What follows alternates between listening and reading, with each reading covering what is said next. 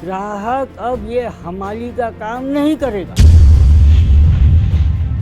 आत्मनिर्भर यानी सिर्फ इंडियन प्रोडक्शन का माल खरीदना नहीं होता आत्मनिर्भर।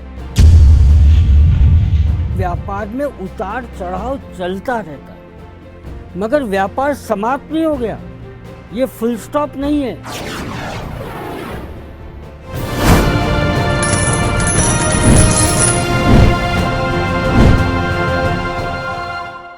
RMW की जस्ट टॉक सीरीज के तहत बिज बज में आपका स्वागत है, जहां पर बिजनेस की बहुत सारी बातें होती हैं। आज हमारे साथ हैं बीसी भरतिया, जो कि कैट के नेशनल प्रेसिडेंट हैं। बीसी जी, आपके मतलब बीसी शॉर्ट फॉर्म है, इसका लॉन्ग फॉर्म क्या है, जरा पता चल जाए हमको। देखिए, नाम तो बालकृष्ण है। जी हाँ। और महाराष्ट्र में चतुर्भुज मेरे पिताजी का नाम है। अच्छा। तो बीच में पिताजी का नाम यहाँ डालने की प्रथा है तो उससे बीसी भरतिया हो गया। क्या बात है सर, आप नेशनल कैट के प्रेसिडेंट हैं। आप जान रहे हैं कि पेंडेमिक की सिचुएशन में हर कोई इंसान हिला हुआ है, बिजनेस वाले भी हिले हुए हैं, लेकिन अब न्यू नॉर्मल में हम आ रहे हैं। प्रेजेंट में क्या सिनारियो है बिजनेस का?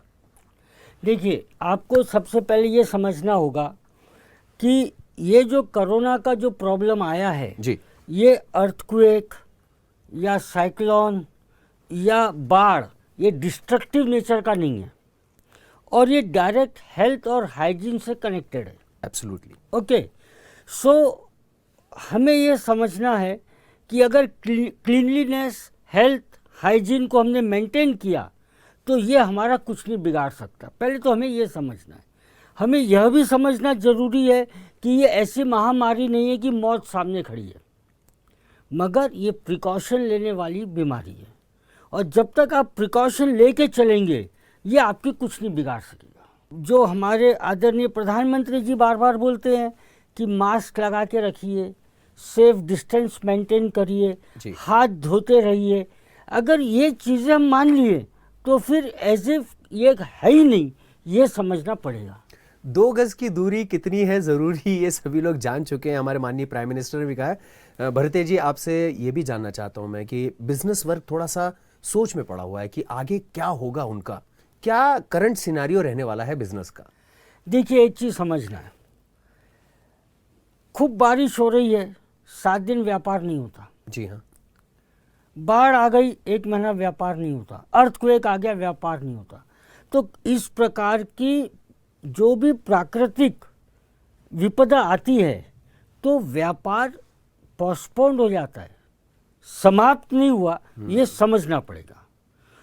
ठीक है, 3 महीने से व्यापार पोस्टपोन्ड हो गया, आवक कम हो गई 3 महीने, तो आपके 3 महीने खर्चे भी कम हो गए।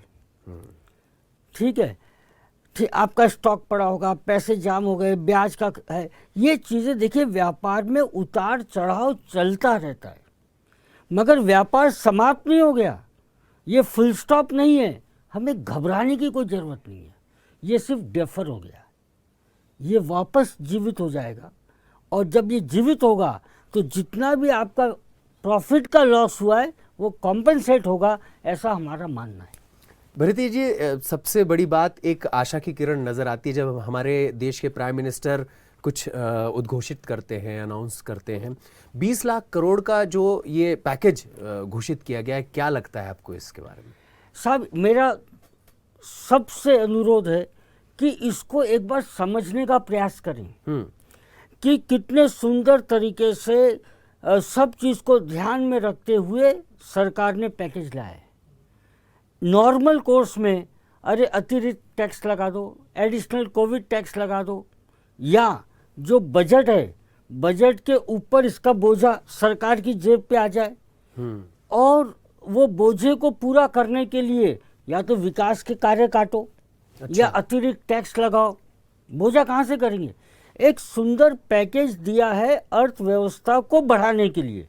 देखिए, आप एक चीज़ समझने का प्रयास करें, जो भी हमारे नीतिकार हैं उसके हिसाब से, कि सरकार के सामने एक 120 की गति से ट्रेन चल रही थी जो 160 की गति पे जानी है और 200 की गति पे जाना है, और सडनली ब्रेक लग गया। सडनली ब्रेक लग जाएगा तो नेचुरली डिरेल भी हो जाएगी और जगह पे खड़ी भी हो जाएगी।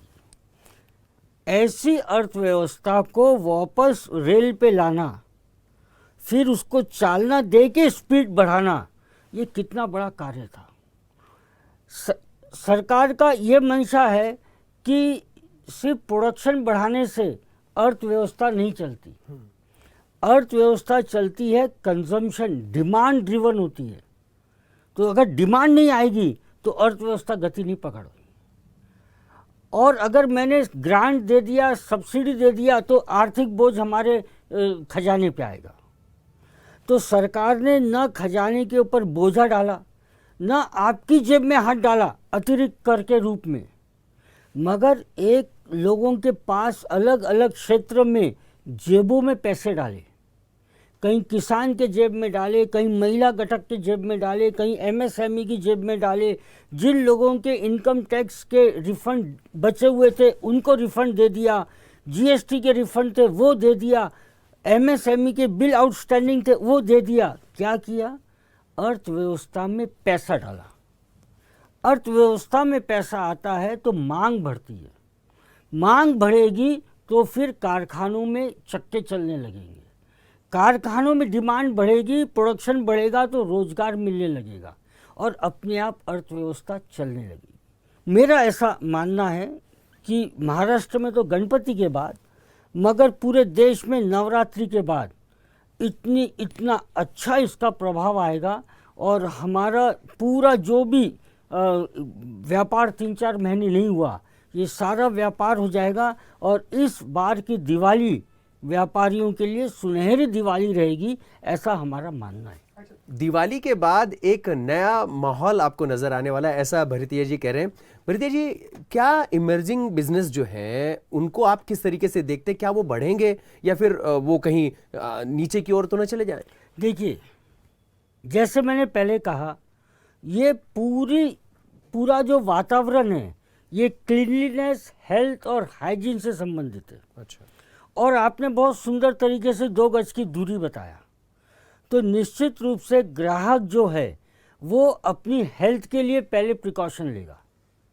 और जैसे आदरणीय प्रधानमंत्री जी बार बार बोलते हैं, भीड़ मत करो, साफ सफाई रखो, स्वच्छता रखो। तो इमर्जिंग बिजनेस तो रहेगा क्योंकि डिमांड रहेगी, मगर वो कहाँ जाएगी? तो व्यापारियों को बाजार साफ रखने पड़ेंगे। कुत्ते, बकरी, गाय, भैंस जो बाज़ारों में आते ये नहीं चलेगा। पानी जमा होता है बाज़ारों में, नहीं चलेगा। बाज़ार में अनावश्यक भीड़ जो होती है, ये भीड़ रहेगी तो ग्राहक नहीं आएगा। तो हमें एक तरीके से स्वच्छता अभियान को मेंटेन करके रखना पड़ेगा, बाज़ारों में सफाई रखनी पड़ेगी। भले ही हम 2 लोगों को एम्प्लॉयमेंट में रखें कि कहीं भी कचरा दिखता है, गोबर दिखता है तो तू उठा और साफ कर, और उसका बोझा भी नहीं आएगा। क्योंकि ये जो रैक पिकर्स हैं ये इतने रुपए का सामान पिक कर लेते हैं कि इनकी खर्चा निकल जाता है। मगर व्यापारी को इसकी तरफ सतर्क रहना पड़ेगा। जरा सी भी गंदगी या भीड़ हुई तो ग्राहक नहीं आएगा। हमें साफ सफाई मेंटेन करनी पड़ेगी। ग्राहक की सोच में बदल आ रहा है। ग्राहक हो सकता है बाजार में न जाए, तो क्या दुकानदारों को ऑनलाइन अपनी दुकान लानी पड़ेगी? तो ये ऑनलाइन के लिए हम क्या करेंगे? क्या व्हाट्सएप से मैं मेरी दुकान का माल ग्राहकों तक पहुंचाऊं? मैं वर्चुअल शॉप क्रिएट करके रखूं? तो क्या होगा? अब ग्राहक नहीं आएगा तो मेरे को इसका मतलब क्या है कि माल की डिलीवरी ग्राहक तक देना। आज हम लोग बोलते ग्राहक आएगा खुद अपना माल ले जाएगा। ग्राहक अब ये हमाली का काम नहीं करेगा, तो हम होम डिलीवरी कैसे देंगे, ये भी हमें समझना पड़ेगा। मतलब आप ये कहना चाहते हैं कि पहले ग्राहक दुकानदार तक आता था, अब दुकानदार अपनी दुकान के साथ ग्राहक के पास जाएगा। यस, यानी कैसा हो गया कि इलेक्ट्रॉनिक माध्यम से, डिजिटल माध्यम से मेरी दुकान ग्राहक के घर पहुंच गई।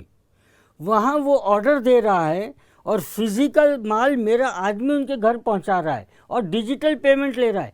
अब रुपए करेंसी में भी कोरोना का डर है, तो वो बोलेगा भैया मैं तो डिजिटल पेमेंट करूंगा। ग्राहक हम तो डिजिटल पेमेंट करेगा, मगर दुकानदार के पास एक्सेप्टेबिलिटी है कि नहीं है?